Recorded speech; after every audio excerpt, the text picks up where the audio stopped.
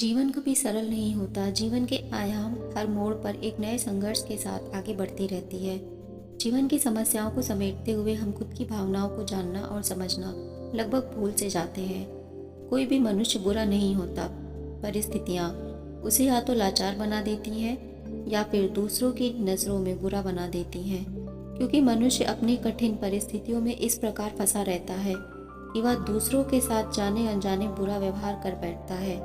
कुछ मनुष्य ऐसे भी होते हैं जो जानबूझकर लोगों को कष्ट और तकलीफ देते हैं। यहाँ उनके विषय में कोई बात नहीं हो रही, परंतु जो मनुष्य अपनी समस्याओं से दुखी होकर अपनी निराशा के आवेग में क्रोध के रूप में किसी और के साथ अनजाने में गलत कर बैठते हैं और बाद में उन्हें इस बात का पछतावा होता है, ऐसे मनुष्य हृदय से बुरे नहीं होते।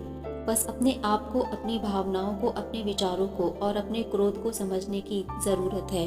जो सच में अपने क्रोधी स्वभाव को बदलना चाहते हैं, उनके लिए भगवान श्री कृष्ण की ये बातें महत्वपूर्ण सिद्ध हो सकती हैं। सबसे पहले ये समझना होगा कि क्रोध क्या है और इसका जन्म हमारे भीतर किस प्रकार होता है।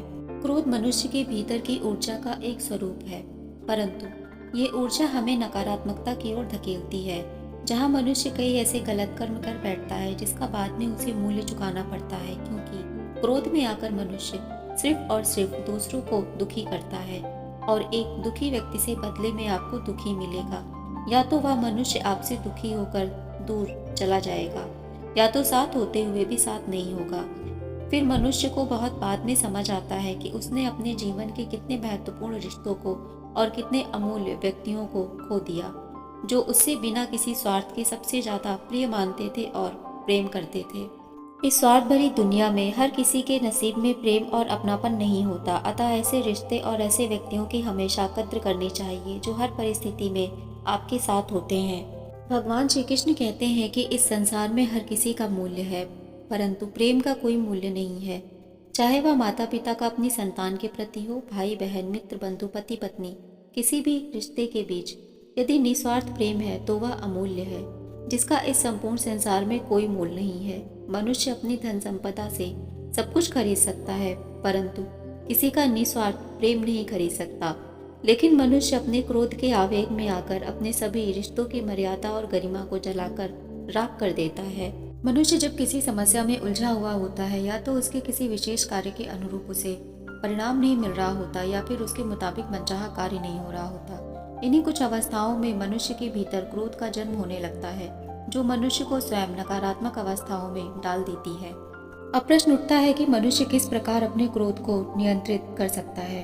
श्रीमद् भगवद गीता में अर्जुन भगवान श्री कृष्ण से यही प्रश्न पूछते हैं कि क्रोध में आकर मनुष्य न जाने कितने अनर्थ कर बैठता है, अपने ही जीवन के प्रति कितने ही गलत निर्णय कर लेता है।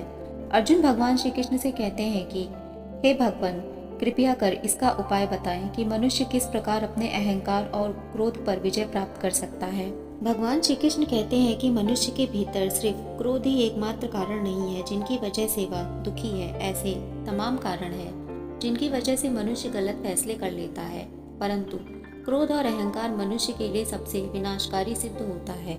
मनुष्य के भीतर क्रोध एक ऊर्जा का स्वरूप है जो उसकी शक्ति में प्रवाहित होता है। क्रोध में मनुष्य के भीतर असीम ऊर्जा और शक्ति का प्रवेश होता है। क्रोध में मनुष्य बड़े से बड़े पत्थर को भी उठा सकता है। जितना उसके क्रोध में वेग होगा, उतना ही मनुष्य के भीतर ऊर्जा शक्ति के रूप में प्रवाहित होगी। भगवान श्री कृष्ण कहते हैं कि यदि मनुष्य अपनी इस ऊर्जा का प्रयोग उचित दिशा में करना सीख जाए तो उसका जीवन शांत और सुचारू रूप से चलने लगता है। वह अपनी इस ऊर्जा का प्रयोग कर बड़े से बड़े काम को कुछ ही समय में समाप्त कर सकता है। यदि मनुष्य क्रोध आने पर इस ऊर्जा को दबा देता है और सोचता है कि नहीं, मुझे क्रोध नहीं करना है, तो ये उसकी समस्या का हल नहीं है, क्योंकि किसी भी प्रकार की ऊर्जा को दबाया नहीं जा सकता। यदि मनुष्य ऐसा करता है तो उसमें कई प्रकार के मानसिक विकार और शारीरिक विकार उत्पन्न हो जाते हैं। किसी भी प्रकार की ऊर्जा को दबाने से मनुष्य अपने ही भीतर घुटने लगता है और अगली बार क्रोध आने पर उसकी यह ऊर्जा अधिक भयावह तरीके से बाहर निकलती है, क्योंकि ऊर्जा की शक्ति को दबाया नहीं जा सकता, वह किसी न किसी रूप में बाहर आती ही है। परंतु क्या हो अगर मनुष्य अपने अपमान का उत्तर ना दे सके, वहाँ उसके इस प्रकार की परिस्थिति ना हो कि उसके अपमानित होने पर भी वह इसका प्रतिकार ना कर पाए। जैसे मान लीजिए कोई मनुष्य अपनी आजीविका बचाने के लिए अपने अधिकारी या अपने मालिक के द्वारा अपमानित होने पर भी अपने क्रोध को दबा देता है। ऐसे में उसके क्रोध की ऊर्जा शक्ति या तो उसके परिवार वालों पर निकलेगी या फिर उसके स्वयं के भीतर हीन भावना या बदले की भावना उत्पन्न हो जाएगी, जिसके कारण वह गलत रास्ते पर जा सकता है, क्योंकि उसका क्रोध किसी न किसी रूप में बाहर अवश्य आएगा। ऐसे में मनुष्य को अपनी क्रोध की ऊर्जा के स्वरूप को बदल देना चाहिए, क्योंकि वह अपने मालिक को जवाब नहीं दे सकता। यदि ऐसा करता है तो उसकी आजीविका चली जाएगी। अतः कभी भी क्रोध आने पर अपनी ऊर्जा को सकारात्मक माध्यम से परिवर्तित करें।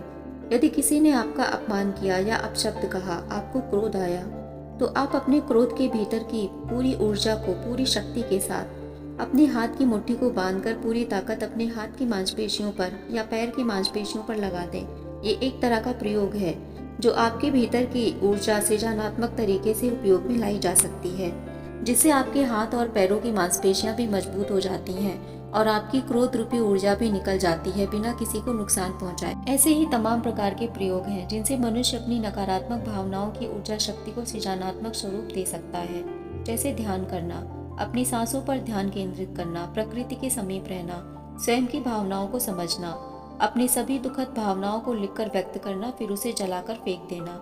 कुछ इस तरह के प्रयोग से आप धीरे धीरे स्वयं को एक शांत और सृजनात्मक व्यक्ति के रूप में पाएंगे, जो बिना किसी को नुकसान पहुंचाए अपनी ऊर्जा का नवीनीकरण करना जानता हो। भगवान श्री कृष्ण कहते हैं कि क्रोध से भ्रम उत्पन्न होता है, जिससे स्मृति का नाश होता है। स्मृति के नाश से बुद्धि का नाश होता है और बुद्धि के नाश से मनुष्य का पतन हो जाता है। अतः अपनी भावनाओं को समझें, क्रोध आने पर उसे दबाए नहीं, अपितु अपने क्रोध को पहचानें।